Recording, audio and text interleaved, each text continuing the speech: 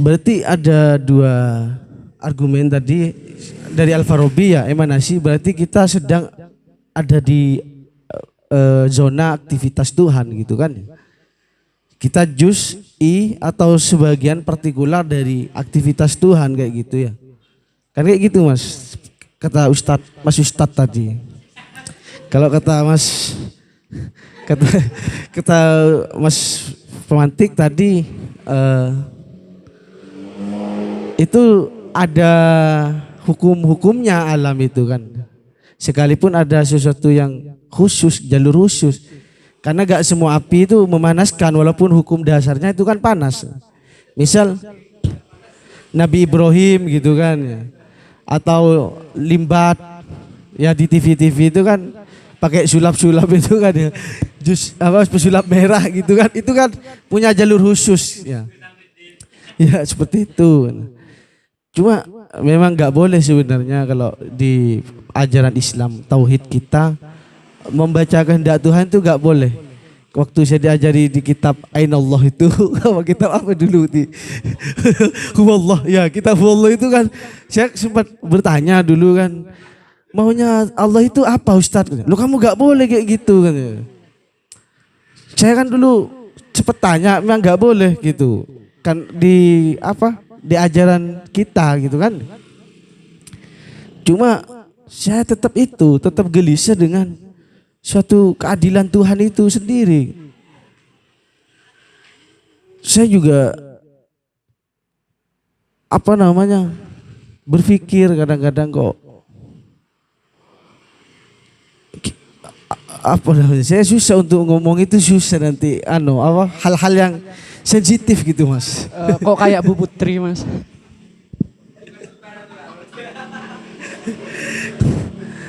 Walaupun kita apa katanya tadi? Kita sesuai gimana kata Tuhan itu? Kata Allah, saya sesuai dengan prasangka hamba. Saya juga tarik nalar semua. Yang memberikan prasangka itu kan Allah itu sendiri gitu. Iya kan? Kita berkeinginan tadi walaupun mau potensi, mau punya nasib, mau berkeinginan apa cita-cita. Tetap nalarnya itu ujungnya karena kita manusia pasti ada terbatas. Ya batasannya yaitu pasti diberikan Tuhan. Kayak kamu ngapain Firman berkeinginan menjadi duta kampus misalnya. Saya pengen masuk pada kalender kampus misalnya. Ngapain kamu masuk kalender? Biar populer. Lah kamu yang tahu yang bisa punya keinginan populer itu siapa? Pasti kan ujung-ujungnya terbatas. Pasti. Ya ginilah kehendak Tuhan. Itu kan. Pasti itu sebabnya ya karena Tuhan memberikan pikiran seperti itu ke firman. Kalau dinalar itu walaupun batasnya sampai hari ini kalau kata Mas Faidol, saya pikir itu bukan karena Tuhan, karena keterbatasan rasional dari firman sendiri untuk menjawab secara lebih lanjut gitu. Iya. Pasti. Oleh karenanya dalil yang digunakan dalil yang ketiga bukan dalil yang pertama. Kita ngulang lagi nih ceritanya. Jadi nantinya. Enggak kan? Itu terkait dengan wujud alam dan lain. Gampangnya kayak gini Mas, punya sampean itu dari pemaparan Al-Kindi tadi. Kausa itu akan selalu ada, ya. Kausa itu akan selalu ada sampai prima kausa itu muncul kan seperti itu. Kalau prima kausa itu muncul di awal, nggak perlu kausa lagi. Prima kausa apa dalam pengertian sampean? Itu apa tadi? Wahid apa bahasa Arabnya itu? Gimana hakikoh itu gitu ya. Apa tadi katanya? Sebenarnya begini, ada sebenarnya perbedaan antara Aristoteles mengenai prima causa dan juga menurut Al-Kindi. Kalau kata Aristoteles katanya melalui argumennya terkait metafisika dan Tuhan, dia mengatakan bahwasanya alam ini yang pertama kali itu paling pertama bukan sekarang terus digerakkan sekarang enggak. Yang paling pertama dulu alam terkait dengan alam. Alam itu ada penggerak pertama yang tidak digerakkan. Berarti Tuhan yang menggerakkan tapi dia tidak digerakkan oleh seseorang atau wujud apapun. Tapi kalau menurut Al-Kindi katanya bukan Tuhan yang menggerakkan. Ketika dia menggerakkan sesuatu, dia itu pasti memiliki ruang dan tempat. Katanya. Oleh karenanya kalau kata Al-Kindi bukan yang menggerakkan tapi yang menciptakan gerak gitu. Nah, kalau dia menciptakan gerak, maka dia tidak berwaktu dan tidak beruang. Dan itu tidak terbatas sesuai dengan kehendaknya Allah. Begitu. Jadi ada perbedaan penggerak pertama, bukan penggerak pertama kalau di menurut Al-Kindi katanya. Kalau penggerak pertama nanti penafsiran akan berbeda. Akan sedikit berbeda, itu substansial berbedanya nanti, gitu katanya. Bukan dia penggerak pertama, tapi dia menciptakan pertama kali bagaimana alam itu bergerak, begitu.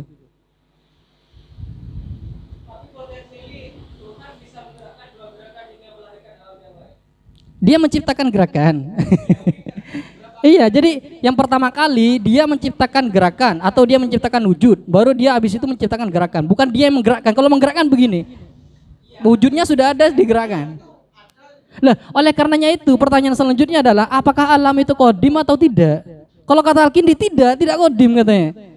Kenapa dia mengatakan seperti itu? Karena Allah yang menciptakan. Kalau ada yang mengatakan alam itu kodim, berarti alam itu sudah ada, cuma Allah yang menggerakkan. Oleh karenanya itu kausa prima dipakai di sini. Allah menggerakkan alam karena dari awal alam itu sudah ada wujudnya, cuma digerakkan, gitu loh pengertiannya. Kalau kata Al-Kindi, ke alam itu tidak kodim katanya.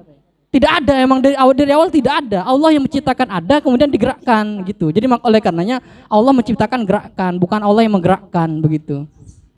Coba ya, Bismillahirrahmanirrahim. Mungkin satu-satunya filsafat Islam yang menang jika diversuskan dengan filsafat Barat ya filsafat ketuhanan ya. Telak itu.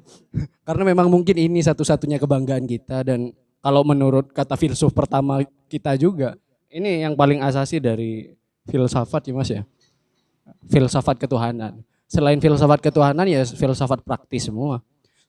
Kapitalisme dan lain sebagainya kayaknya filsafat praktis semua. Nah, cuma apa ya, yang menjadi karena ini mungkin adalah kebanggaan ini, jadi kayaknya memang akan sangat menarik kalau kita benturkan bagaimana filsafat Barat dengan filsafat ketuhanan Islam itu dibenturkan. Kalau kemarin kita sudah mengkaji Nietzsche ya, Prof. Mis ya, dan ada Richard Dawkins dan segala bentuk pendekatan dalam mencari pembuktian bahwa Tuhan itu tidak ada. Dan semuanya hanya berpacu kepada hal-hal yang bersifat material ya. Begitu-begitu saja lah ya. Satu pendekatan untuk menghancurkan Tuhan. Tapi kenapa ketika kita menggunakan pendekatan lainnya tidak bisa ya? Yang ingin menjadi pertanyaan saya, mungkin karena memang dalil-dalil bahwa adanya Tuhan. Ini fokusnya mungkin ada di dalil yang pertama. Makanya mungkin tadi teman-teman kita terjebak di dalil pertama untuk permasalahan yang bisa diselesaikan dengan dalil yang ketiga. Itu tentang dalil baharu alam, tentang gerak dan waktu. Pertanyaannya tentang dalil baharu alam, gerak dan waktu di sini. Bagaimana apa ya, kayak istilahnya ya, sederhananya mungkin antara gerak dan waktu atau wujud dengan waktu. Di mana di antara keduanya itu yang harus ada terlebih dahulu? Yang harus ada terlebih dahulu antara wujud dan waktu atau ruang dan waktu lah istilahnya. Ruang dan waktu. Di mana yang harus diciptakan lebih dahulu? Sehingga anggaplah kalau ruang dulu berarti waktu itu ada di dalam ruang, atau saat waktu diciptakan dahulu berarti ruang ada di dalam waktu. Di mana? Kan kalau kita memahami bahwa bagaimana konsepsi waktu yang sebenarnya, kan mungkin kita saat kita membicarakan tentang waktu kita akan membahas akan hadir kepada suatu pemahaman bahwa waktu itu adalah ya bagaimana detik itu berjalan, terus berevolusi menjadi menit, berevolusi menjadi jam, menjadi hari, menjadi minggu, bulan, tahun dan lain sebagainya. Sehingga saat kita mengatakan bahwa bagaimana kayak apakah ini abadi misalnya? Apakah ini abadi? Saat kita ingin menjawab pertanyaan-pertanyaan apakah ini abadi, kita akan bagaimana numerasi antara waktu tadi. Sehingga awalnya itu dunia ini diawali dari tahun berapa sampai tahun berapa. Sehingga abadi itu ada di dalam lingkaran setan yang dalam bentuk satuan waktu tertentu. Nah, kalau menggunakan pendekatan abadi seperti itu kayaknya memang agak mustahil ya. Sehingga kalau kita firman misalnya, Siapa lagi Firman? Kamu artis jadi sini. Dari saking kangennya ya. Firman misalnya, umurnya Firman berapa? Langsung diklaim umurnya. Anggaplah Firman umurnya panjang. Umurnya panjang ya. Amin ya. Kita melihat bahwa apakah batasan dari umur tadi kan kalau kita pahami dengan logika yang secara sederhana bahwa batasan tadi antara dari umur satu detik awal dia hidup di dalam janin ibunya setelah ditiupkan ruh. Berarti kan sebelum ditiupkan ruh manusia belum hidup. Sehingga kalau di Korea umur itu dihitung di dalam kandungan. Kalau kita kan waktu lahir baru dikatakan hidup. Mungkin Korea lebih metafisik daripada kita yang religius dan kompetitif. Oh kolaboratif lagi ya. Cuma pertanyaannya itu tentang bagaimana kita memahami konsepsi waktu. Sehingga dapat menjelaskan suatu hal yang bersifat abadi. Terus bagaimana relasi antara ruang dan waktu itu. Saya awalnya menggunakan pendekatan paling aman. Ruang dan waktu itu satu paket. Diciptakan tidak mungkin terpisah dan lain sebagainya. Saya mencoba menjawab dengan seperti itu tapi tidak ada kepuasan di situ. Jawaban itu tidak menjawab. Sehingga saya ini gelisah dengan dalil yang pertama. Bagaimana relasi gerak dan waktu tadi itu Mas. Sederhananya begini. Jika ingin kita mengetahui suatu periodisasi dari suatu hal, maka harus ada hal itu. Meskipun nantinya akan dijawab secara sederhana seperti itu sepaket, kita harus mengetahui dulu apa sebab terjadinya waktu, apa sebab terjadinya ruang. Karena apa? Karena ada wujud. Karena ada wujud. Tidak mungkin ada gerak kalau gak ada wujud, tidak mungkin ada waktu kalau tidak ada wujud. Oke, gak mungkin. Agak gitu. susah sih Mas ya. Soalnya saya Enggak. Kalau saya punya berpikiran berbeda, Mas. Ruang dan waktunya wujud dan yang mewujud itu beda. Karena nanti ada pertengkaran berpikir. Diprediksi dalam hadis Nabi, hari kiamat itu hari Jumat. Tapi kalau di Argentina itu kan jatuh pada hari Kamis. Karena selisih 24 jam dengan kita. Lahirnya Nabi Muhammad itu Senin Mas, Rabiul Awal, waktu fajar. Tapi kalau di Amerika itu jam 9 malam. Karena selisih 11 jam gitu. Jadi kan ada perubahan sejarah. Karena saya dulu ditanya gini sama adik saya ketika dia nonton bola. Kok bola itu tengah malam Mas? Oh kalau di sana sore. Kata saya, kalau di sana sore. Tapi dipakai bahasa Madura. Loh kalau nanti kiamat hari Jumat, berarti di sana kiamat duluan kata. Saya juga bingung juga jawabnya gitu. Loh iya ya kan. Gimana kan telat gitu apa nunggu Jumat berikutnya Mas kan kayak gitu. Karena di Argentina itu masih Kamis. Kan iya, dulu kan di Piala Dunia itu kalau kita kan sering nontonnya champion itu kan tengah malam jam 1 gitu kan jam 2. Tapi di TV, di televisi itu sore. Kata adik saya, "Loh kok di sana kok sore Mas, di tengah malam?" Iya, karena beda waktu kata saya selisih. Di sana masih hari Jumat dan di sini sudah Sabtu gitu, malam Minggu. Loh nanti kalau hari kiamat Jumat berarti Indonesia kiamat duluan baru seminggu Jumat lagi kiamat di sana. Enak nanti lari ke situ Mas. Kayak gitu kalau terikat dengan waktunya.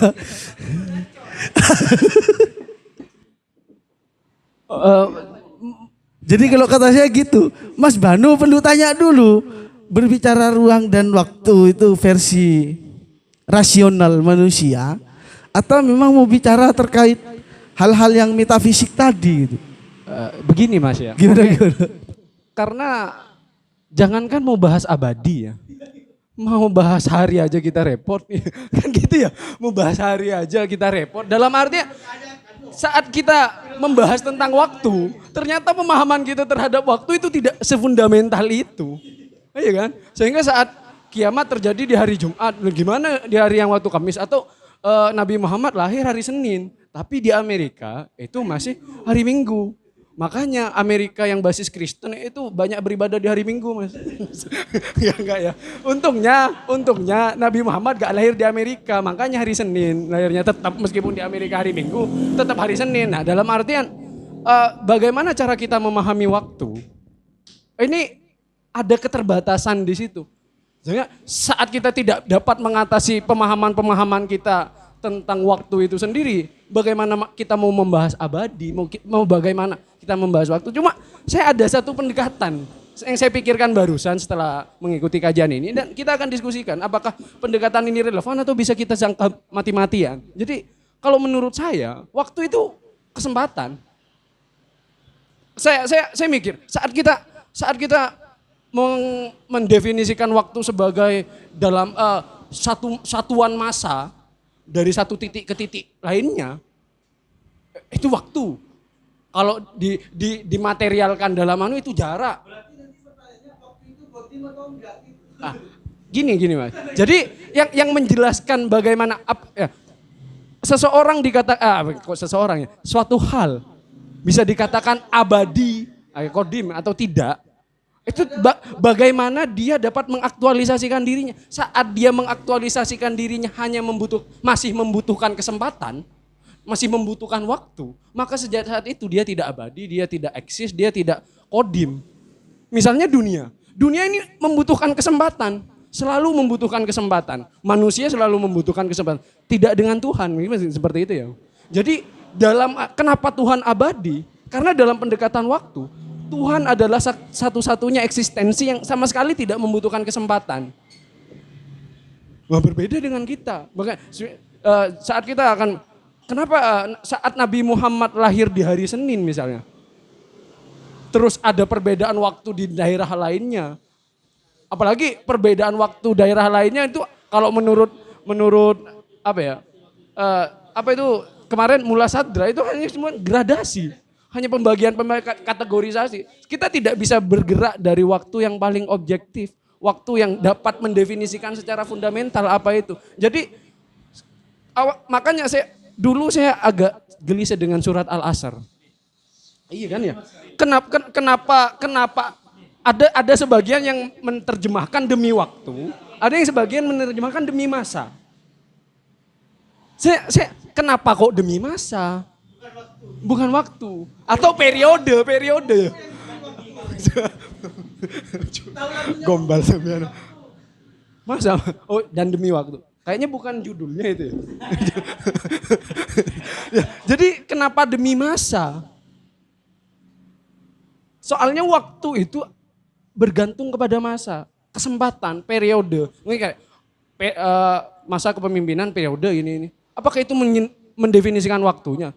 Tidak, dia mendefinisikan waktu, kesempatan. Bagaimana dia mendapatkan suatu wewenang untuk mengaktualisasikan dirinya dalam bentuk wujud. Jadi kalau menurut saya kalau menurut Mas Faidol kan ada wujudnya dulu baru kita bisa hitung waktunya. Kalau menurut saya nggak tahu saya benar atau enggak karena saya baru mikir. Pikiran yang instan tuh kan perlu diragukan, makanya saya akan meragukannya di sini. Kalau menurut saya justru harus ada kesempatan dulu, ada waktu dulu untuk mengaktualisasikan gerak atau mengaktualisasikan dalam suatu periode formal tertentu. Misalnya kalau dalam jabatan presiden itu akan eksis saat diberikan kesempatan memerintah. Jadi mungkin waktu dulu saat kita menggunakan pendekatan bagaimana kita mendefinisikan waktu secara fundamental adalah kesempatan yang diberikan. Soalnya saya saat awal-awal ingin membahas tentang apa itu sih waktu sebenarnya, apakah waktu itu adalah umur kita? Apakah waktu ini adalah tiap detik, tiap menit dan lain sebagainya? Kenapa kok saat saya menggunakan pendekatan itu, Tuhan pun kayaknya masih berada di dalam ranah itu. Entah itu karena berdasarkan dari logika, bagaimana hukum kekekalan ruang dan waktu, sehingga saat apa-apa yang sudah dilepas di antara dari dua hukum tadi, itu sudah tiba-tiba tidak rasional. Tiba-tiba tidak masuk akal. Atau ini hanya sekedar karena suatu pendefinisian tentang masalah waktu yang masih agak rancu di dalam diri manusia masing-masing. Jadi tentang dalil baharu yang dirumuskan oleh Al-Kindi di sini, bagaimana gerak dan waktu itu menjadi awal dari segala sesuatu. Kayaknya karena ini masih hipotesis awal. Hipotesis awal. Apakah saat kita melihat waktu sebagai bentuk kesempatan, sebagai suatu kesempatan, apakah ruang, kalau pertanyaan secara umum kan lebih dulu mana? Kalau dunia dan Tuhan dan dunia kan gampang jawabnya. Karena kita orang-orang yang beriman. Ya Tuhan lah karena wujud dan lain sebagainya gampang. Meskipun kita tidak beriman gampang ya. Kalau soal ABC. Karena sudah jelas. Kebenarannya jelas ada di satu jawaban. Dan kita bisa contek itu. Tapi saat ke ranah yang lebih mainstream lagi. Lebih dulu mana ayam atau telur gampang juga. Ayam dulu lah karena disebutin duluan dan lain sebagainya ya. Tergantung. Nah saat ini lebih dulu mana ruang atau waktu? Soalnya karena saya mau gunakan saya mencoba menjawab dengan jawaban yang paling aman. Ini satu paket gitu. Tidak menghasilkan suatu hal yang memuaskan. Jadi saya mencoba menjawab lebih dulu dari saya awalnya mencoba lebih dulu ruang awalnya. Ya lebih dulu ruang lah. Karena waktu itu apa ya? Ada di dalam ruang. Misalnya alam dunia dan seisinya. Kita dapat mendefinisikan waktu. Misalnya hari dalam bumi. Kita dapat mendefinisikan waktu dengan dalam bentuk hitungan hari, bulan dan lain sebagainya. Karena perputaran bumi, ruang dalam bentuk bumi itu. Sehingga kita dapat mendefinisikan waktu. Jadi waktu itu, tapi itu tidak memuaskan. Nah menurut mungkin kalau kita bisa analisis melalui pemikiran Al-Kindi atau dari Mas Faidul memiliki jawaban yang dapat kita bisa diskusikan, mungkin kita akan bisa bahas ini karena dalil yang pertama ini mungkin adalah dalil yang menjadi tema utama kita. Mungkin sekian Mas. Dalil baharu alam. Sebenarnya pertanyaannya bukan itu. Pertanyaannya bukan lebih dulu mana gerak dan waktu, tapi pertanyaannya adalah lebih dulu mana antara sebelum itu ada gitu. Sebelum gerak dan waktu itu ada, apa yang pertama kali diciptakan? Allah itu menciptakan wujud.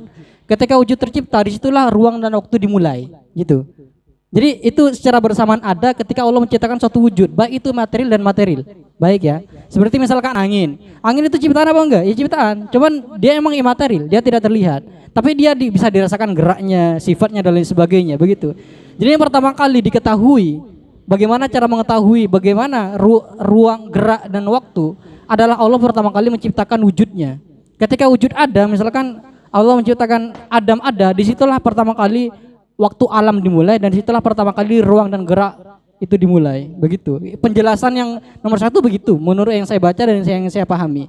Tidak ada penjelasan, tidak ada sebenarnya runtutan mana yang lebih dulu masalah ruang, gerak atau waktu. Begitu.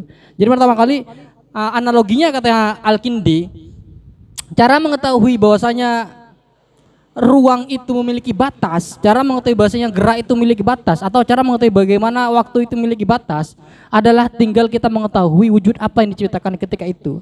Ketika wujud itu diciptakan, berarti dia dari situlah berbatas. Ruang berbatas, waktu berbatas, dan lainnya serba berbatas.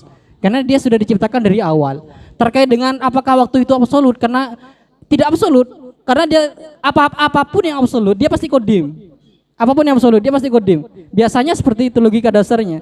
Jadi kalau misalkan kita mengatakan waktu itu absolut atau tidak, tapi rasio kita yang tidak bisa sampai untuk menghitung itu, kapan itu dimulai dan kapan itu akan berakhir, begitu. Begitu.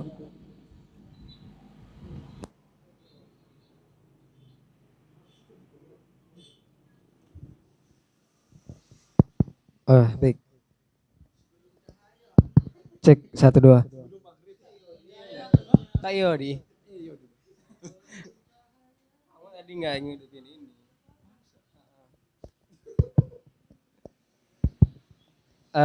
Cek baik. Odi. Gini, tapi menarik juga tentang waktu juga. Tapi yang juga ketika beberapa dalil itu dibarengkan, kenapa kok jadi kontradiktif gitu? Masa ada barang bukti, Sambo di CCTV melakukan, di CCTV ini nggak melakukan, kok bisa? Anggaplah kayak gitu. Anggaplah kayak gitu. Nah, dari beberapa bukti ini, Kok bisa? Kok bisa Iya, tadi kan ada beberapa bukti kan, ada 4 bukti gitu. Enggak, ini contoh Sambu apa Lesti? Ini sudah tahap pencabutan. Ini sudah Lesti gitu. Jadi itu kok bisa ya dalil untuk membuktikan dia atau Tuhan itu kok ketika di kita pakai semua kok bisa berlawanan kita. Umpamanya tadi, oh itu ada di dalil pertama, oh itu ada di dalil ketiga, nggak bisa. Iya kayak tadi ada yang membuktikan secara emanasi, ada yang membuktikan secara aturan dan wujud itu. Nah, kan itu kan apa ya? Kalau kita sandingkan antara emanasi dan pengaturan hukum-hukum dengan hukum-hukumnya, itu kan enggak iya saling menyalahkan bahkan. Jadi menurut Al-Hindi sendiri, Al-Hindi ini cenderung kemana ya? Nah, dia kalau ingin membuktikan ya, kenapa ada 4 bukti tapi masing-masing dari 4 itu berlawanan? Terus dia cenderung kemana? Begitu. Karena kalau Al-Hindi umpamanya, saya pakai bukti pertama, yaitu adalah Tuhan menciptakan sesuatu dengan hukum-hukumnya. Terus datang Ibnu Sina, enggak, yang ada emanasi. Nah, udah terbantahkan tuh konsep yang dibuat Al-Hindi kan. Jadi gimana nih? Cenderung ke apa atau punya konsepsi lain? Ini kendak saya lagi mikir soalnya. Sebenarnya memang dari rata-rata kalau misalkan kita melihat peradaban ilmu pengetahuan, memang yang tokoh-tokoh awal datang itu, awal yang mencetuskan atau proklamator dari suatu bidang pengetahuan biasanya memiliki pikiran-pikiran yang serba umum. Biasanya tidak mengacu kepada satu pikiran yang secara khusus membahas tentang itu. Terlebih dari Al-Kindi. Makanya tadi saya mengatakan dari dalil ketiga itu ada pengaturan dan juga ada pengendalian, begitu. Jadi ini adalah jawaban secara umum yang nantinya akan dilanjutkan oleh tokoh-tokoh setelahnya. Baik itu Al-Farabi, Ibnu Sina, Al-Ghazali, kemudian di mata lagi loh Ibnu Rushd, begitu. Begitu. Tapi memang saya melihat sebenarnya beberapa hal itu memang agak berbeda, misalkan terkait dengan alam. Saya membaca Al-Farabi dan Ibnu Sina itu cenderung menisbatkan alam itu kepada hal-hal yang kodim. Kepada hal-hal yang kodim, memang dari awal ada dan yang menggerakkan itu adalah Tuhan. Itu sesuai dengan pendapat Aristoteles terkait dengan prima causa itu sendiri. Cuman yang saya lebih setuju ke pendapatnya Al-Kindi sebenarnya, bahwasanya alam itu sebenarnya tidak kodim, dia itu memang diciptakan, setelah diciptakan baru dia digerakkan. Sesuai dengan prinsip dalil pertama, ada wujud dulu, baru habis itu dia digerakkan dan dia beruang, bertempat dan berwaktu, begitu. Jadi untuk mengetahui itu begitu, yang paling awal begitu. Sisanya nanti akan mengikuti. Oleh karenanya seiring perkembangan itu emanasi, saya sebenarnya tidak terlalu sependapat dengan teori emanasi dan kita tidak bisa meyakini teori emanasi itu benar karena emang secara periodisasi merupakan kajian klasik sebenarnya. Cuma memang ada beberapa sesuai dengan prinsip emang menarik untuk dikaji. Saya lebih suka perkembangan selanjutnya mengatakan Jabariyah dan Qadariyah itu yang sampai sekarang itu tetap dipakai oleh kita gitu. Bahwasanya kita memang rata-rata sekarang itu karena ada koreksi dari barat terkait dengan teologi Islam yang mengatakan bahwasanya kalau agama semua nasib akan diserahkan kepada Tuhan. Itu kan koreksi dari barat. Oleh karenanya muncul paham Qadariyah itu bahwasanya bukan, nasib itu ditentukan oleh potensi yang ada dalam diri manusia. Itu kan sebenarnya lebih logis untuk kita terima sekarang. Kalau misalkan kita menggunakan teori emanasi yang kajian bagi saya itu masuk dalam kajian klasik. Kalau misalkan pengertiannya sama dengan kayak yang tadi, wah itu merupakan pukulan besar terhadap perkembangan peradaban umat Islam. Kalau misalkan sudah dikoreksi barat ketika era pertengahan, kenapa kita masih pakai gitu? Kalau misalkan semuanya nasibnya itu berlari kepada Tuhan. Begitu. Kenapa barat menjadi hakim, Mas? Bukan, sebenarnya lama-lama kesadaran umat Islam itu mulai masuk dalam peradaban yang rasional memang. Bagaimana merasionalkan Islam? Tidak meyakini Islam sebagai keyakinan yang utuh, tidak bisa diganggu gugat begitu. Oleh karenanya itu, teologi Qadariyah dan Jabariyah itu muncul di situ untuk mengkoreksi bagaimana ajaran-ajaran teologi sebelumnya itu berlangsung dan diyakini begitu.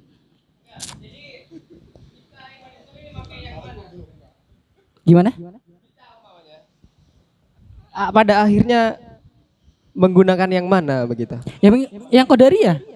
Qadariyah maksudnya? Iya. Yang Qadariyah maksudnya bukan kalau Jabariyah dia mengatakan bahwasanya kehidupan manusia adalah wayang yang dikendalikan oleh dalang, yaitu yang bernama Tuhan. Saya duduk di sini sekarang adalah kemauan Tuhan gitu. Nah, ini akan berdampak negatif kalau kejadiannya akan negatif. Saya rugi, saya miskin sekarang itu karena keinginan Allah, tidak bisa. Hah? Kita Qadariyah karena nasib yang ada dalam diri manusia itu ditentukan oleh potensi yang diberikan Allah kepada makhluknya. Jika potensi itu digunakan semaksimal mungkin dengan doa, maka Allah akan mentakdirkan lain. Itu pengertian qada dan qadar. Qada ditetapkan di awal, cuma ada potensi manusia untuk merubahnya. Ketika dirubah, maka qadar muncul di situ. Gitu. Itu kan pengertian qada dan qadar, ketetapan awal dan ketetapan akhir gitu. Orang memang begitu, Mas. Takdir baik, takdir buruk itu dari Tuhan. Kan iya. Kalau di tauhid madrasah itu waktu saya ngaji itu rukun iman ke-6 percaya pada kodok dan kodar. Takdir baik dan takdir buruk itu dari Tuhan. Kan kayak gitu. Sampean Mas, itu sekolah di mana sampean tuh? Padahal saya itu bertentangan dengan Al-Qur'an. Al-Qur'an tuh kan bilang, yang baik-baik tuh dari Allah, kalau yang buruk-buruk tuh dari diri kalian sendiri. Allah itu tuh gak ngasih yang buruk-buruk, Mas. Kalau tafsirnya istri bukan sampean jelek, tafsirnya itu bukan buruk, gitu, itu Mas. baik. Itu penutupan pidato itu bukan. Saya ingin ini Mas, ya, ternyata dari yang kedua ini juga agak bingung saya tentang keberagaman dan kesatuan. Soalnya kan kalau tentang dalil yang kedua katanya semuanya berasal dari hal yang satu, yang tidak dapat dibagi-bagi, dan itu menurut Al-Kindi itu Tuhan, Al-Wahid Al-Hakikoh. Jadi kalau kita menggunakan pendekatan Barat, kita akan menggunakan bahwa itu atom. Iya, berasal dari itu dan tidak bisa dibagi-bagi lagi. Mungkin kuak sekarang ya Mas. Ada pembagian yang lebih kecil lagi, Firman? Atau elektron dan protonnya dan lain sebagainya, itu kan itulah atom, istilahnya sekarang atom karena sesuatu yang secara terminologi tidak bisa dibagi lagi itu atom. Waktu bisa dibagi Mas. Ini kamu kesempatannya berapa detik kesempatan? Cuma pertanyaannya dalam keberagaman dan kesatuan menurut Al-Kindi di sini kalau kita melihat bahwa Tuhan itu kalau pakai yang Mullah Sadra itu kan ada gradasi lah. Ini mirip-mirip lah. Gradasi Tuhan menurut Mullah Sadra. Nah, cuma yang mungkin dipertanyakan tentang keberagaman dan kesatuan, Tuhan ini adalah sesuatu hal yang dibagi-bagi menjadi beragam, atau keberagaman ini disatukan menjadi Tuhan. Jadi kalau kita menggunakan logika bagaimana atom membentuk suatu hal, kan dulu kan ada pertanyaan, katanya Tuhan itu ada di mana-mana. Gimana Tuhan bisa ada di mana-mana? Apakah Tuhan bisa kaki bunsin? Kalau kita menggunakan Tuhan itu seperti atom, kita tahu bahwa Tuhan itu ada di mana-mana dan memang bisa memantau kita dimanapun. Karena kita pun terdiri dari unsur-unsur atom yang menyusun, entah itu dari sel-sel tertentu sampai kita bisa sampai saat ini. Soalnya kemarin-kemarinnya pas waktu ngopi ada teman yang nanya, kalau menurut kamu ada nggak kehidupan di luar bumi? Kayak pertanyaannya, kamu mau nanya kehidupan yang seperti apa? Iya, soalnya kan dia bilang ada bakteri-bakteri tertentu dan itu ada bukti bahwa itu. Iya kan bakteri, manusia nggak ada. Makhluk multiseluler yang ada di luar bumi ada nggak? Itu bermain. Kalau yang uniseluler mungkin aja virus ada. Atau saat ada makhluk hidup yang bisa hidup dengan cara menghirup nitrogen, ya bisa jadi ada. Ini kan maksudnya saat kita ingin melihat bagaimana keberagaman ini dibentuk dalam, misalnya dalam struktur, kalau kita menggunakan logika, bagaimana kan logika kita logika atom sekarang ya. Logika bagaimana? Jadi Tuhan ini di dalam keberagaman dan kesatuan posisinya di mana? Apakah suatu hal yang menyatu itu adalah eksistensi Tuhan atau sesuatu hal yang dibagi? Jadi dalil kedua itu sederhananya seperti ini. keberagaman hal yang terjadi di dunia ini itu tidak mungkin berasal dari yang beragam juga. Pasti berasal dari yang satu. Gitu. Gitu. Jadi seperti itu. Jadi Allah itu yang satu menciptakan keberagaman, bukan Allah kemudian terpecah menjadi beragam-ragam, bukan. Pasti. Hah? Loh, bisa. Kayak gitu kan nalarnya kan seperti itu gitu. Jadi katanya keberagaman seperti hewan dan ini sebagainya itu tidak mungkin diciptakan suatu zat yang beragam juga. Maka itu akan timbang tindih kalau hukum alam. Pasti diciptakan oleh satu pencipta yang tidak bisa diseragamkan. Karena dia tidak termasuk dalam juz'iyah, tidak termasuk dalam kulliyat katanya. Dia tidak bisa diseragamkan, dia tidak bisa dizatkan, dia hanya menjadi suatu entitas yang tidak bisa dihitung sama sekali. Dan oleh karenanya keberagaman itu harus berasal dari suatu yang tidak beragam. Katanya begitu.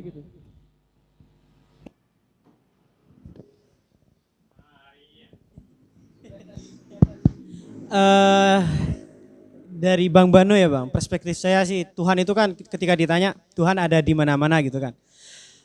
Kalau perspektif saya itu yang maksud di mana-mana itu suatu bentuk perwujudan. Dan perwujudan itu ya adalah bentuk al-wahid al-haqiqah. Jadi seperti itu. Kalau perwujudan, kayak gini, kalau perwujudan terus Tuhan ada di mana benar? Berarti nanti Tuhan secara wujud menempati sesuatu. Bukan perihal menempati Mas. Enggak, ini kan seolah-olah apa ya? Hanya permainan kosakata bahasa aslinya kan kayak gitu. Tapi yang intinya adalah yang saya utarakan tadi, al-wujud al-haqiqah gitu. Al-wahid al-haqiqah kan kayak gitu. Esa yang sejati, gitu kan. Nah, sudah ya Bang ya?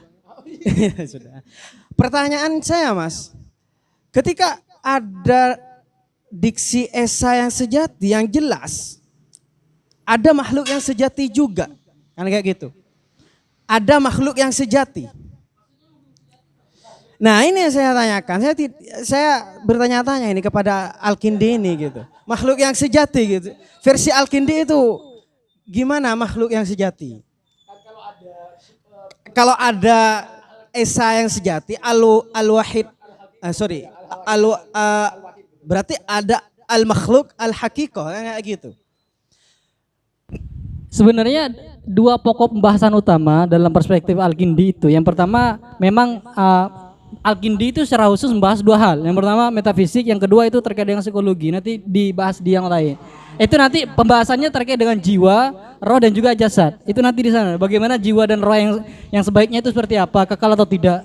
Bukan, mohon maaf saya tidak bisa jawab itu karena bukan bagian di sini. Itu ada pembahasannya sebenarnya. Itu Al-Kindi itu membahas dua hal itu. Begitu ya mungkin. Memang ada, karena begini. Kalau yang saya bukan psikologi Tuhan, karena yang saya baca secara metafisik atau secara ketuhanan, Al-Kindi itu menukil kepada pendapatnya Aristoteles. Tapi secara psikologi, jiwa, raga, dan juga jasad itu menukil kepada pendapatnya Plato. Emang dua hal yang berbeda. Itu dua tokoh yang paling besar yang dia nukil dalam perjalanan pemikirannya sejauh itu. Jadi kalau misalkan terkait dengan itu nantinya mengaruh kepada Plato, terkait dengan Tuhan dan metafisika itu memang secara khusus menukil kepada pendapatnya Aristoteles gitu. Nanti kajiannya akan berbeda begitu. Jadi sebenarnya kalau kita bahas Al-Kindi ini bahas filsafat Islam apa filsafat Aristoteles Mas? Oleh karenanya itu Al-Kindi itu mengkoreksi, salah satunya mengkoreksi prima causa itu. Dia bukan penggerak katanya, kata Al-Kindi. Tuhan itu bukan penggerak. Karena kalau penggerak, alam itu wujud, alam itu kodim dari awal, sudah ada cuman Tuhan yang menggerakkan. Kalau kata Al-Kindi bukan, Allah itu yang menciptakan gerak. Jadi memang dari awal diciptakan wujudnya dulu baru digerakkan gitu. Jadi ada nukilan yang memang direvisi dari situ. Memang tidak serta-merta mentaklid pendapat dari Aristoteles itu sendiri. Tetap filsafat Islam. Dan isinya koreksi terhadap filsafat Barat.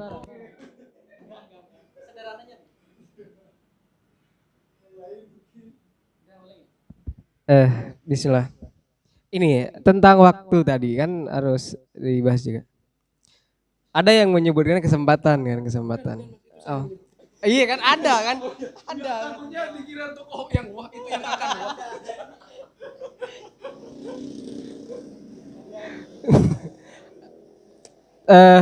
Tapi ya kalau kita sebut waktu tidak ada gimana?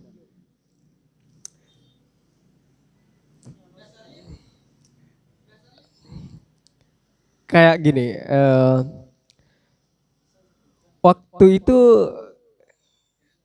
alam semesta itu kan sedang bergerak gitu. Bahkan sekarang alam semesta itu melebar. Matahari, bumi bergerak makin menjauh dari titik yang satu ke titik yang lainnya. Itu kayak Big Bang kan. Awalnya kan ada teori Big Bang kan. Meledak. Nah, ledakan itu, efek dari bedarnya itu kita masih kan kalau benda kan kayak mercon, bom umpamanya meledak dor, menyerpihkan serpihan-serpihan kan. Nah, serpihan-serpihannya itu akhirnya jauh kan. Nah, kita bumi itu menjauh kayak gitu. Nah, dari kajian itu lahirlah relativitas itu, bahwa sebenarnya waktu juga relatif gitu. Kalau di luar angkasa waktu lebih cepat dari bumi gitu. Karena gravitasinya lain. Karena kayak bumi itu dikerucutkan. Bukan. Bumi itu tetap bumi itu kan bulat kan ya, bulat. Nah, dimensi atau ruang pelebaran itu kan Big Bang kan, benar. Itu kayak kertas gitu. Artinya kalau kita letakkan barang bulat di atas tisu kan mengerucut kan. Nah, waktu juga kayak gitu. Semakin ke atas di luar angkasa, waktu itu lebih cepat. Makin ke bawah makin melambat gitu. Jadi kalau kita satu hari mungkin di luar angkasa, ini sudah 10 tahun di bumi gitu. Bisa saja maksudnya bisa saja bertahun-tahun di bumi gitu. Tahu-tahu kita umur satu hari di luar angkasa, di bumi udah berpuluh-puluh tahun. Oh, kayak gini masih bumi kan gitu.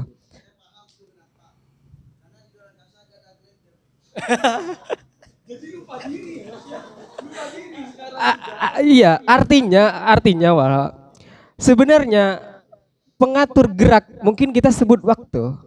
Kita berada di gravitasi bumi yang lebih kuat umpamanya dengan bulan, maka bumi dan atom-atom kita umpamanya bergerak lebih cepat hingga menua juga lebih cepat. Menua lebih cepat, proses pembuatan uap apa segala macam lebih cepat. Di luar angkasa enggak. Kayak gitu. Nah, oleh karena itu, dari relativitas itu membuktikan bahwa yang disebut waktu itu apa sebenarnya? Apa kita menyangka bahwa waktu itu adalah semacam bayangan yang bisa kita maunya ke sini. Nah, 5 menit yang lalu kita bisa masuk ke ruangan itu dengan waktu yang saat itu. Apa kita membayangkan itu? Berarti waktu sebagai imajinasi saja kayak gitu. Iya. Kalau kayaknya ya dari pendekatan barusan, meskipun Mas Faruk bercanda, kalau bercandanya seorang filsuf gitu memang ya Mas ya. Nilai filosofisnya ada. Jadi pendapat dari Mas Faidol tentang wujud dan waktu sama Mas Faruk barusan dianalogikan dengan cara main PS. Jadi waktu itu dimulai saat kita memang bayar uang terus main PS, trek, nah baru waktu dimulai. Tapi apakah waktu sedemikian rupa gitu? Padahal waktu di luar main PS itu kan ada sendiri. Sehingga waktu main PS itu kan kesempatan ya. Jadi kalau saya melihat bagaimana ruang dan waktu, mungkin kalau kita wujud dan maujud, kita tahu bahwa yang lebih kekal adalah wujud. Kita sepakat karena kita Islam. Iya. Kalau yang ateis, kalau kita yang ateis bisa jadi ya. Karena kami tidak tahu filsafat Kristen ranahnya ke sana, itu nggak tahu. Nah, tapi kalau di antara ruang dan waktu, mana yang lebih kekal di antara ruang dan waktu? Ruang dan waktu. Kalau menurut pendapat saya Mas, bukan pertanyaan ya, kita diskusi saja kan ya. Kalau menurut pendapat saya, soalnya barusan kenapa lebih kekal waktu daripada ruang? Karena bagaimana kalau Allah itu sebenarnya adalah waktu? Ya, soalnya waktu itu tidak bisa waktu tidak bisa diotak-atik. Waktu itu tidak tersebab. Waktu itu tidak tersebab. Mungkin kalau kita dapat memahami Allah dalam konteks waktu. Waktu itu tidak tersebab. Tapi waktulah yang menyebabkan. Jadi kayak saat barusan kita menggunakan pendekatan teori relativitas Einstein ya Mas ya. Bagaimana di situ dijelaskan bagaimana waktu tersebab karena suatu bentuk lengkungan dan lain sebagainya. Sebenarnya itu bukan waktu. Bukan waktu yang fundamental ya. Itu adalah satuan untuk memberikan jarak hitung tertentu. Sebenarnya sudah mengalami berapa lah. Kan cuma hanya numerasi sebenarnya kan hanya pemberian objektifikasi dalam melakukan pendekatan tertentu. Jadi waktu itu sebenarnya bukan seperti itu. Mungkin ya, waktu itu sama abstraknya dengan Tuhan. Jangankan kita akan menalar abadi misalnya. Tak terbatas aja kita nggak bisa menalar ya. Mas Firman sebagai orang matematis logis misalnya, sampai mendefinisikan tak terbatas itu apa? Kita mendefinisikannya terlalu instan, tidak bisa dihitung. Atau bisa dihitung tapi siapa yang mau ngitung? Itu tak terbatas itu. Ada lagi yang namanya tak terdefinisi di dalam matematika ya Mas ya. Atau bilangan irasional dan lain sebagainya. Matematika sebagai suatu bentuk konsep yang paling rasional dan logis, masih terdapat satu bilangan yang namanya bilangan irasional. Dan mungkin itu bilangan irasional itu adalah bilangan berpangkat negatif Mas. Itu bilangan irasional. Jadi matematika sebagai konsepsi yang paling logis. Itu masih terdapat satu konsep yang tidak logis dan itu dianggap logis. Namanya bilangan irasional. Jadi saat saya melihat bagaimana konsepsi ruang dan waktu itu dipertentangkan. Lah ya itu namanya suprarasional. Oh itu. Jangan gitu Mas. Supranya saya tidak sesupra itu. Jadi mungkin seperti itu mungkin jawaban dari saya Mas Ustadz. Ya karena saat kita melihat waktu kan agak ya. Waktu mungkin sama seperti hal-hal yang apa ya. Mungkin udara lah, angin lah, atau ya udara mungkin ya. Udara tuh meliputi.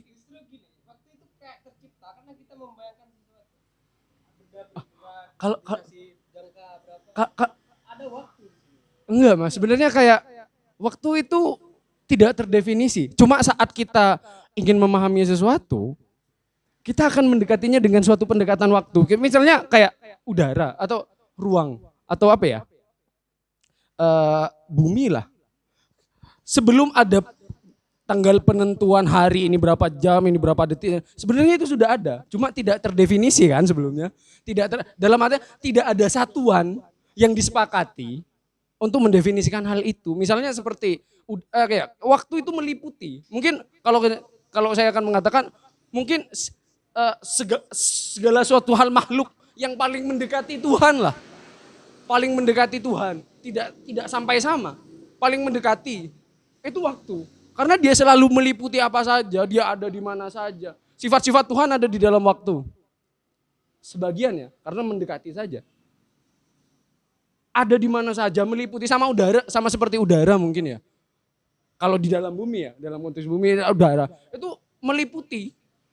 Tapi saat kita memberikan suatu ruang tertentu, tiba-tiba di ruang itu udara yang itu terdefinisi, tapi itu hanya dapat mendefinisikan udara yang ada di dalam ruangan itu, tidak udara secara hal yang meliputi di atasnya. Dan itu berlaku untuk waktu. Sehingga penangkapan pemampatan waktu dalam satu ruang tertentu itu hanya dapat mendefinisikan dalam satu ruang saja. Tidak dapat mendefinisikan waktu secara fundamental yang meliputi segala suatu hal itu. Misalnya sama seperti bagaimana kita dapat mendefinisikan waktu di luar bumi? Satu hari di luar bumi itu seperti apa? Kan tidak bisa. Mungkin kita hanya bisa mengatakan, oh karena satu hari di luar bumi, di dalam bumi adalah 24 jam. Cara mendefinisikan waktu di luar bumi, bagaimana 24 jam dapat dihitung. Oke, berarti 24 jam ternyata bumi mengalami pergerakan berapa inci dalam mengelilingi matahari. Sehingga itu, jadi satuan-satuan tertentu, tapi itu tidak dapat menangkap waktu yang meliputi itu.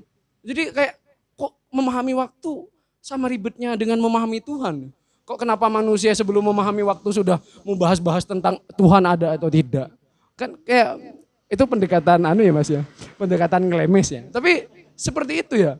Kalau kita mau memandang waktu itu jadi kayak kenapa waktu ini sebegitu rumit? Apakah saya bertanya-tanya, manusia itu hidup karena wujudnya atau karena waktunya? Gimana? Manusia itu hidup karena wujudnya atau karena waktunya? Atau mawujudnya lah kalau Mas Aang takut dibagi lagi wujud dan mawujud. Karena mawujudnya, karena bentuk fisiknya, atau karena waktunya. Kalau orang-orang materialis dengan jelas mengatakan bahwa manusia tanpa wujud tidak bisa hidup. Tapi wujud tanpa waktu apakah bisa? Wujud tanpa kesempatan. Kalau kita menggunakan pendekatan yang fundamental tentang waktu sebagai kesempatan. Soalnya gini Mas, kalau manusia memang hidup karena wujudnya, banyak mayat itu wujud. Tapi tidak hidup. Ada juga manusia yang hidup tapi tidak hidup. Kamera. Kamera dibalik. Mungkin seperti itu ya. Saya juga kita mungkin memang harus ada pembahasan tentang waktu. Mungkin ada filsuf, mungkin saran dari teman-teman. Mungkin ada seorang filsuf yang membahas tentang waktu. Kecuali Prof. Mis ya Mas. Enggak, tapi sebenarnya kan Al-Kindi agak menyinggung tadi ya persoalan waktu ya. Al-Kindi menyinggung persoalan waktu kan. Jadi itu Mas Banu. Al-Kindi kan sudah menyinggung persoalan waktu tadi. Pertanyaannya manusia itu hidup terikat karena waktu atau karena wujudnya gitu ya pertanyaannya. Ya kata Mas Aril karena waktu gitu. Karena dia sempat baca punya Hairul Anwar. Aku ingin hidup 1000 tahun lagi. 1000 tahun itu kan waktu gitu. Oh berarti kalau karena tubuhnya aku ingin hidup dengan awet muda ya Mas? Ya karena dua-duanya. Jangan repot-repot. Karena ada wujudnya dan wujud itu. Waktu itu wujud atau gimana sih? Hah? Wujud ya?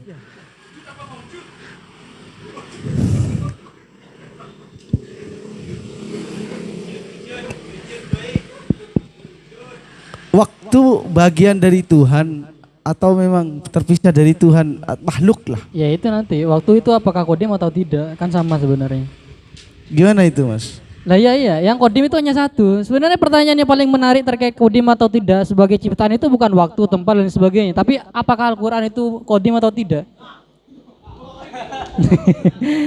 Lah iya, kan Al-Quran kan wahyu dari Allah. Kalau kata-kata Allah itu kodim apa enggak gitu. Iya, sebenarnya kalau yang lain itu sebenarnya gampang, semuanya itu sudah bukan kodim kalau yang lain itu. Tapi Jadi Mas, semuanya itu adalah ciptaan. kalau sudah ada tafsir kontekstual berarti Al-Quran itu tidak kodim Mas. Terserah. Dengan adanya tafsir kontekstual kan membuktikan bahwa sebenarnya Al-Quran tidak kodim. Al-Quran kalau dalam tokoh-tokoh penafsir yang kontekstual mengatakan bahwa Al-Quran tidak bisa terlepas dari konteks sosial masyarakatnya. Kalau saya sebagai orang fundamental, saya ini kan fundamentalis ya Mas. Quran wujud yang mana itu? Wujud Qurannya yang mana? Atau yang di Yang firman Allah apa yang berbentuk teks itu? Iya. Kalau yang di Lauhil Mahfud itu kodim Mas. Ada Al-Quran itu di Lauhil Mahfud. Ada. Tapi nanti saya nggak mungkin saya kasih tahu karena ini rahasia saya. Lauhil Mahfud itu alamatnya di mana Mas? Saya lanjutkan ya terkait dengan waktu. Ya mungkin ini pertanyaan yang agak menggelitik sebenarnya. Karena emang bahkan dalam perbedaan dunia, kita berbeda waktu. Misalkan di surga, katanya di surga dan neraka itu perbedaannya 1000 tahun katanya. Satu hari di surga atau di neraka itu perbedaannya jadi dicambuk sehari itu sama dengan 1000 tahun di neraka katanya. Di dunia. Oleh karenanya itu saya agak tergelitik sama pertanyaannya tadi. Semakin ke atas itu semakin cepat perputarannya. Oleh karenanya di paling atas langit ke-7 sampai ke surga, sampai ke surga itu lebih cepat 1000 tahun daripada di bumi. Kan seperti itu logikanya. Ya enggak? Katanya semakin ke atas, semakin ke angkasa, semakin ke atas lagi semakin ke atas kan semakin cepat. Logikanya masuk kalau misalkan semakin cepat. Katanya semakin cepat. semakin lambat.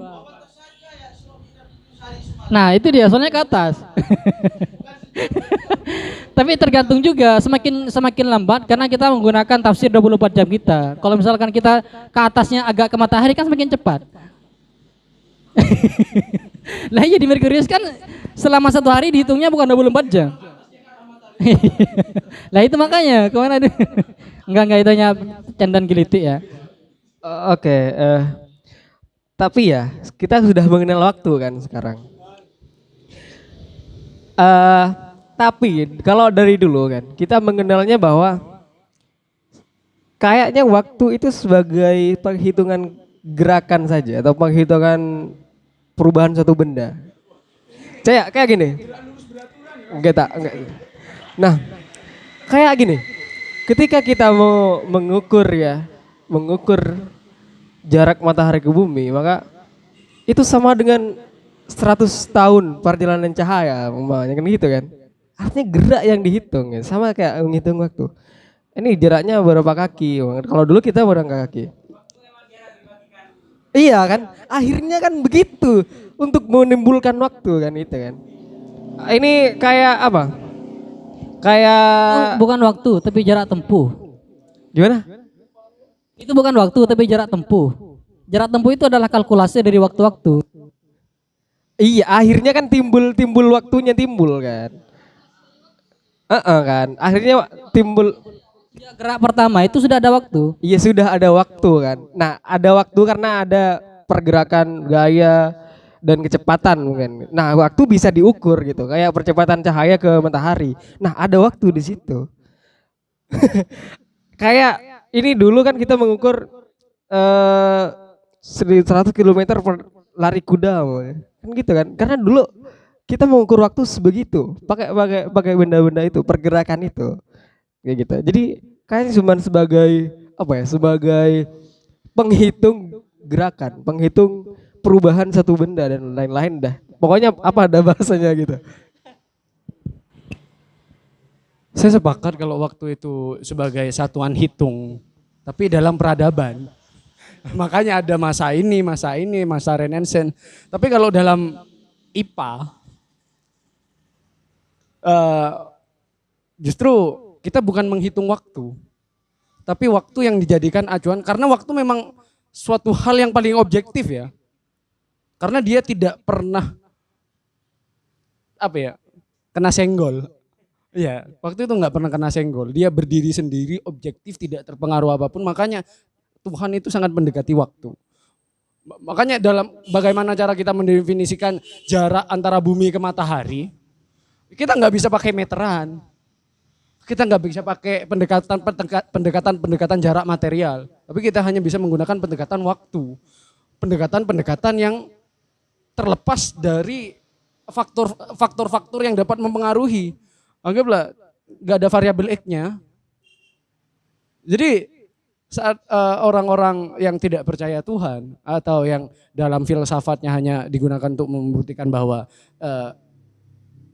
ketidakadaan Tuhan melalui faktor-faktor yang dapat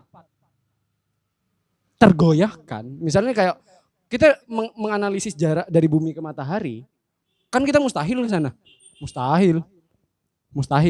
Kalau ke matahari, kalau ke Mars masih mungkin. Itu pun lewat robot. Ya.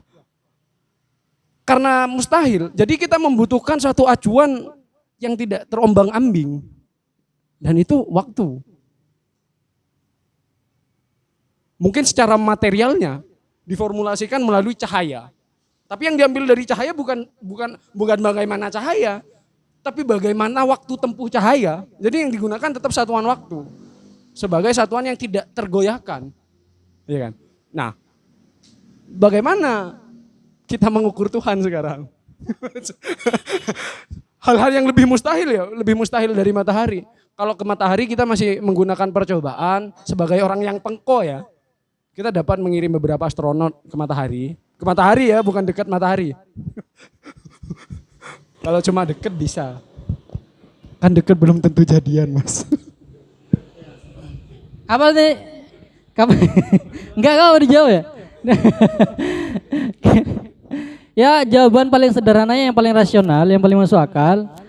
Kalau kata astronot katanya mengkalkulasi semesta itu hitungan mundur dari kita sekarang itu 13,7 miliar tahun yang lalu. Berarti Tuhan ada sebelum itu. Bumi ada sekitar 4,6 miliar tahun yang lalu dari sekarang. Jadi bumi dari itu, alam semesta dari itu. Jadi kalau ditanya kapan Tuhan dilahirkan atau kapan Tuhan ada, ya jauh sebelum tahun 14,66 miliar tahun yang lalu dari sekarang. itu hitungan aritmetika dari astronominya ya. Kalau kita butuh jawaban yang lebih rasional, karena emang yang kodim itu hanya satu, Allah Subhanahu wa taala. Sisanya itu adalah ciptaan, tidak ada yang kodim lagi. Pertanyaan yang paling mendasar terkait dengan Al-Qur'an itu kodim atau enggak? Sisanya itu tidak ada. Bahkan waktu dan ruang itu adalah ciptaan gitu. Dia itu pasti bersandar kepada yang menciptakan gitu. Dan mungkin itu. Mungkin yang lain Al-Akbar sama yang lain. Sekalian habis ini. Oh sama Mas Haril juga mungkin.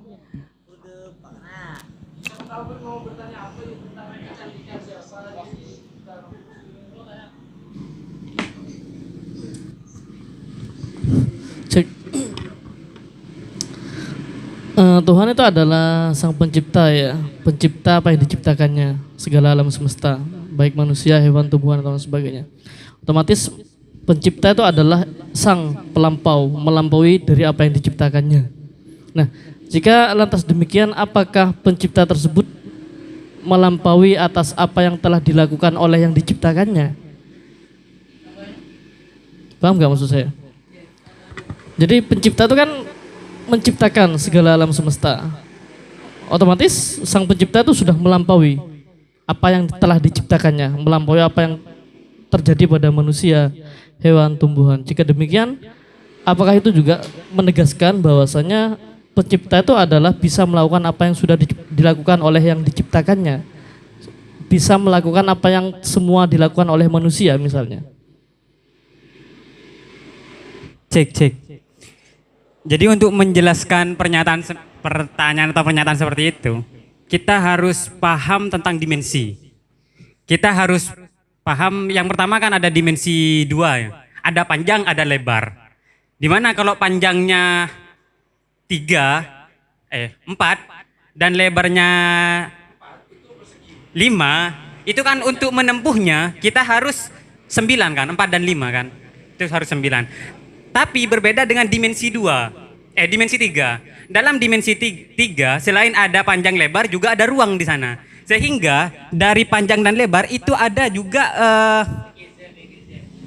XYZ gitu. Jadinya luas. Jadi ketika mau mencapai dari X mau mencapai ke Z itu tidak harus menyentuh Y. Sehingga dari waktu yang 4 tambah 5 jadi 9 itu kita dapat menentuhnya langsung menggunakan rumus segitiga Pitagoras kan. Jadi waktunya jadi 6. Nah itu ya, dimensi semakin tinggi dimensinya itu semakin cepat untuk mengetahui apa yang harusnya terjadi di kemudian gitu. Yang awalnya dapat diketahui dari 9 meter bisa diketahui dari 6 meter. Jadi begitupun yang dikatakan oleh teori-teori selanjutnya, bahwa selain dimensi 2 dan dimensi 3 yang ada di dunia itu juga ada dimensi berlipat-lipat gitu. Contohnya seperti Al-Quran. Al-Quran kan bisa, yang terjadi sekarang di penemuan-penemuan apapun itu sudah ada di Al-Quran. Dan itu dalam matematikanya mengatakan bahwa Al-Quran itu dimensinya lebih banyak daripada dimensi dunia gitu. Sehingga yang terjadi nanti itu sudah ada di Al-Quran gitu. Itu pun Al-Quran, apalagi yang menciptakan Al-Quran. Maaf, dimensinya Anda tidak menjelaskan, Anda memperumit suatu pertanyaan. Ya, memperumit. Gini. Mudahnya gini aja ya. Apakah Tuhan bisa melakukan apa yang dilakukan oleh manusia jika pencipta itu sudah melampaui apa yang diciptakannya kan gitu. Gitu aja. Ya jawabannya simpel, bisa lah. Masa gak bisa kan gitu. Itu jawaban sederhananya. Karena apa ya, tadi yang dijelaskan tadi itu bahkan yang bakal terjadi nanti di kejadian tahun nanti ya, Tuhan pun bisa melakukannya sekarang kan gitu. Karena memang dimensinya lebih banyak. Jadi yang belum terdeteksi dari manusia sekarang pun Tuhan bisa melakukannya gitu. Apa yang nggak mungkin untuk Tuhan gitu. Pakai mic, saya nggak bisa mendengar kalau nggak pakai mikrofon. Pengalihan. Ya oleh karenanya kalau pertanyaan kamu beda sih kayaknya. Ya memang dimensi di surga itu lebih cepat perputarannya daripada dimensi yang di dunia kan begitu sederhananya. Ya udah, itu jawabannya bukan. Ya udah gitu, udah. Terus apa? Karena terus masalah yang Mas Waki tadi, ada satu contoh yang menarik sebenarnya. Apakah Tuhan bisa berbuat seperti manusia begitu kan? Ada salah satu cerita, ya mohon maaf kalau tokonya nanti salah. Teman saya ingat saya begitu. Ceritanya Imam Syafi'i yang awalnya itu yang dipanggil oleh gurunya disuruh menghadap ke raja. Kemudian karena sudah yakin Imam Syafi'i sudah memiliki ilmu yang banyak, kemudian mengutuslah Imam Syafi'i waktu itu ke hadapan raja. Bertanya tentang kodar seperti itu. Ada satu pertanyaan menarik, kalau memang Tuhan itu ada katanya. Tuhan sekarang lagi ngapain katanya. Raja, kalau Anda pengen tahu Tuhan sekarang lagi ngapain, coba Anda turun, saya akan naik. Kemudian raja ini turun dari tangga yang atas kan biasanya begitu. Tempatnya raja kan di atas ini. Coba Anda turun ke bawah, saya akan naik ke atas. Ketika raja akan turun, kemudian Imam Syafi'i itu naik.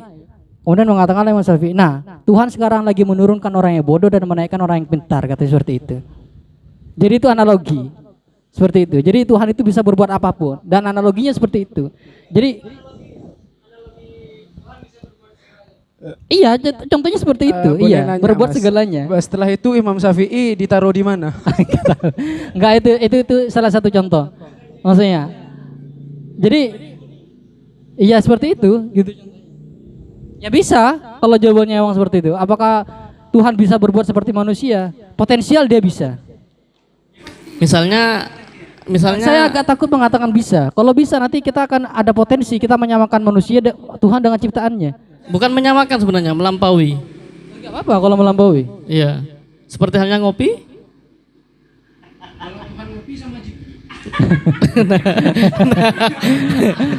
Potensial dia bisa, tapi kita tidak bisa bayangkan bagaimana ngopinya Tuhan dan sama siapa beliau ngopi kan gitu. Jika manusia itu bisa beranak, apakah Tuhan juga bisa beranak? Karena Tuhan berbeda dengan ciptaannya dan harus berbeda, dia tidak bisa. Tapi potensial dia kalau dia berkehendak dia bisa. Potensial.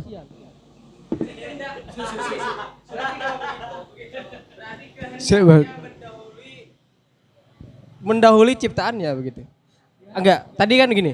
Tidak bisa, tapi kalau berkehendak dia bisa. Berarti yang paling tinggi dari itu adalah kehendak Tuhan sendiri. Itu tidak bisa dibedakan, apalagi mau dibedakan. Berarti kehendak Tuhan, berarti yang paling atas dari Tuhan adalah kehendak Tuhan. Oleh karenanya, ini manusia saja ya. Tadi dijelaskan perbedaan manusia dengan makhluk lainnya itu adalah cara berpikirnya. Makanya kata Al-Kindi, dia membedakan wujud itu ada dua. Wujud ini ada dua, ada juz'iyah, ada juga kuliah yang tadi saya jelaskan. Ini sebenarnya nukilan dari Aristoteles. Beliau mengatakan ada substansi, ada aksidensi. Substansi itu yang bisa dibedakan secara universal. Kalau tadi aksidensi yang bisa dibedakan secara panca indera, partikular, gitu katanya. Jadi perbedaannya memang seperti itu memang. Jadi secara wujud, bahkan Tuhan itu tidak masuk dalam substansi dan aksidensi. Tidak bisa dihitung oleh itu karena Tuhan itu berbeda dengan ciptaannya. Ciptaannya itu nanti bisa dipecah menjadi itu, menjadi substansi dan aksidensi yang menukil kepada pemikirannya Aristoteles itu. Begitu. Apa jadi Tuhan itu bahkan tidak bisa kita tafsirkan kehendak substansinya atau aksidensinya. Karena kita harus membedakan antara Tuhan dan ciptaannya begitu. Kalau gini Mas, kan ada salah satu sifat wajib Tuhan. Kalau Tuhan masih milik kewajiban, apakah dia adalah warga negara yang baik? Kan gimana ya? Kan kalau Tuhan masih punya kewajiban kan berarti Tuhan tidak eksis dengan dirinya sendiri. Dia masih memiliki beberapa tanggung jawab, dia masih memiliki hak kan? Mas, apakah Tuhan adalah suatu substansi yang dibebani oleh hak dan tanggung jawab? sebenarnya sifat yang melekat kepada Tuhan itu justru ingin memperlebar jarak antara ciptaan dan Tuhan itu sendiri. Apa coba sifat-sifatnya? Yang paling besar. Tidak ada lagi besar dari itu. Jadi memang ini merupakan satu jangkauan dikotomi yang sangat besar sekali antara ciptaan dan pencipta begitu. Oleh karenanya disifatilah harus ada yang paling di antara yang besar gitu. Paling besar, paling agung, paling mulia, paling di atasnya itu tidak ada lagi batasan. Jadi tidak boleh ada yang melampaui itu kecuali Tuhan. Karena dialah yang paling besar lagi, tidak ada yang lebih besar selain dia, kan begitu. Itu kan tujuan dari sifat-sifat Tuhan. Saya ingin bertanya, bagaimana Al-Kindi menjelaskan keberadaan sesuatu atau apa yang terjadi sebelum alam semesta diciptakan oleh Tuhan? Gimana? Iya, yang pertama itu kalau menurut bahasa yang pertama itu, yang di dalil pertama itu, beliau itu menciptakan alam dulu, suatu wujudnya dulu, yaitu alam. Baru habis itu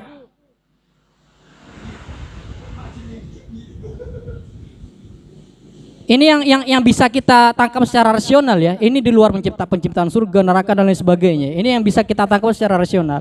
Jadi katanya Tuhan itu yang pertama kali dia menciptakan wujudnya alam.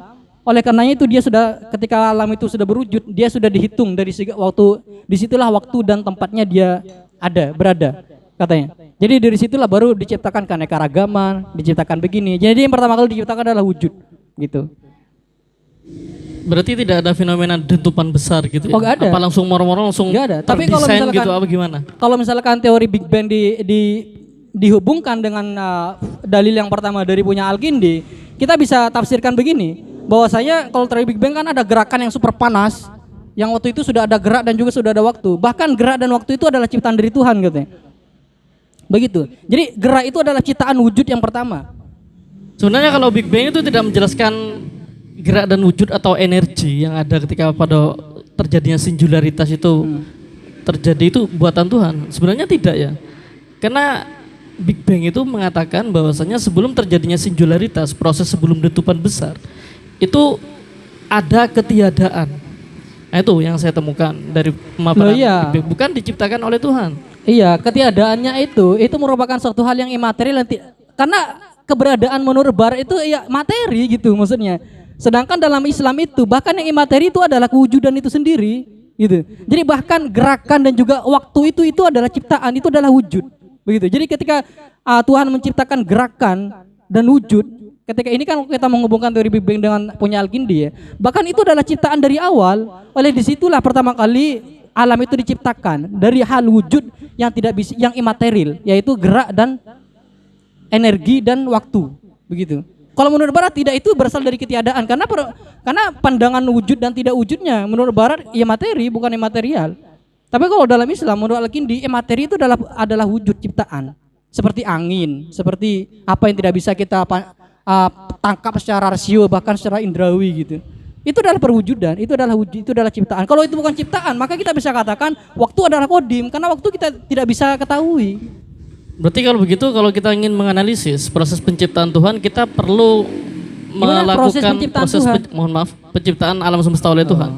Berarti kita secara tidak langsung melakukan periodisasi, dalam artian kita menelisik segala genealogi atas penciptaannya. Jadi sebelum alam semesta tercipta, sudah tercipta dulu ruang dan waktu, kan gitu. Apa? Tuhan? Apa? Sebelum alam semesta tercipta, berarti Tuhan lebih dulu menciptakan ruang dan waktu. Kalau itu teori Big Bang kita sangkutkan sama Al-Kindi. Tapi kalau menurut Al-Kindi, yang pertama kali diciptakan itu adalah wujud katanya. Wujud yang berbentuk gitu. Jadi alam, habis itu ketika alam itu berbentuk, maka disitulah, sejak saat itulah waktu dan gerak itu dimulai. Katanya begitu. Cuman kan kita kan tadi berusaha mengkombin, berusaha bernalar menurut teorinya Big Bang. Kan banyak sebenarnya teori-teori yang lain, misalkan teori nebula. Dia mengatakan ada asap, ada kabut tebal yang mengelilingi di alam semesta ini. Kemudian kabut tebal itu tergeser dengan geseran-geseran yang panas sehingga hancur lebur menjadi bumi-bumi dan apa lain-lain. Banyak teori-teori seperti itu. Dan itu memang teorinya dari awal dihitung dari ketidakadaan. Kalau menurut Barat katanya, biasa kan di Barat emang perspektifnya kan seperti itu orientasinya. Orientasi perwujudan kan harus yang material begitu. Banyak, tidak harus Big Bang, banyak. Teori evolusioner ya. Gak tahu nanti apakah gimana tanggapannya dari gagasan dari Al-Kindi. Kalau dalam teori evolusioner, segala sesuatu yang ada di muka bumi ini tersebab. Baik sesuatu yang kita katakan, kita percayai itu ada meskipun tidak ada secara material, itu juga tersebab. Nah, bagaimana Al-Kindi itu membicarakan tentang tersebabnya Tuhan segala penyebab alam semesta di muka bumi ini. Tersebabnya Tuhan yang menjadi penyebab dari segala alam semesta ini. Jadi logikanya kayak gini. Apakah Al-Kindi juga membahas tentang apakah Tuhan itu diciptakan atau gimana gitu? Ya itu, Allahu Wahid itu tidak, dia menciptakan tapi tidak diciptakan, dia menggerakkan tapi tidak digerakkan, begitu. Dia melahirkan, dia tidak, sorry, dia tidak dilahirkan, begitu. Jadi sifat-sifat yang negasi dari Tuhan itu biasanya tidak ada emang. Dilahirkan, diciptakan, dia ini yang bersanding dengan Tuhan itu biasanya tidak ada. Kenapa saya tadi bilang apa yang diciptakan pertama kali alam itu? Karena memang itu sesuai dengan tafsir yang ada di Al-Quran, bahwasanya semesta ini diciptakan dalam 1 minggu atau 6 hari, kata dalam tafsir yang berbeda. Pada saat diciptakan wujud itulah, wujud berupa alam itulah, sehingga waktu itulah waktu dan ruang itu mulai dianggap ada, begitu. Itu kan sejalan sudah dengan Al-Quran, begitu. Itu jadi emang ada dasarnya, emang dasarnya seperti itu. Jadi dimulai dari perwujudan dulu, wujud alam dulu yang diciptakan emang pertama kali begitu di Al-Quran. Barulah aneka ragam makhluk hidup diciptakan, begitu.